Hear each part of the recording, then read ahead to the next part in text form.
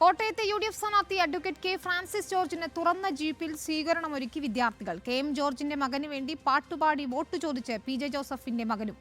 CMS കോളേജിൽ നടന്ന വ്യത്യസ്തമായ ഒരു തെരഞ്ഞെടുപ്പ് പ്രചാരണം കാണാം. കന്നി വോട്ടർമാരോടൊപ്പം ഹോളി ആഘോഷിക്കാനാണ് UDF സ്ഥാനാർത്ഥി ഫ്രാൻസിസ് ജോർജ് CMS ക്യാമ്പസിലെത്തിയത്. KSU വിദ്യാർത്ഥികൾ തുറന്ന ജീപ്പിൽ സ്ഥാനാർത്ഥിക്ക് സ്വീകരണമൊരുക്കി. ക്യാമ്പസിലെ ആവേശം കണ്ടപ്പോൾ കേരള കോൺഗ്രസ് ചെയർമാൻ PJ ജോസഫിന്റെ മകനും പാർട്ടിയുടെ ഉന്നതാധികാര സമിതി അംഗവുമായ അപ്പു ജോൺ ജോസഫും പങ്കുചേർന്നു.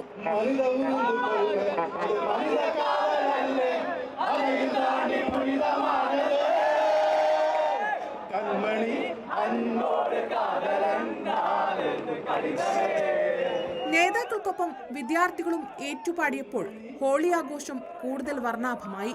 രാഷ്ട്രീയ സാഹചര്യങ്ങൾ മനസ്സിലാക്കി മതേതര രാഷ്ട്രമായ ഇന്ത്യയെ നിലനിർത്താൻ വോട്ട് ചെയ്യണമെന്ന് അഭ്യർത്ഥിച്ചാണ് സ്ഥാനാർത്ഥി ക്യാമ്പസിൽ നിന്ന് മടങ്ങിയത്.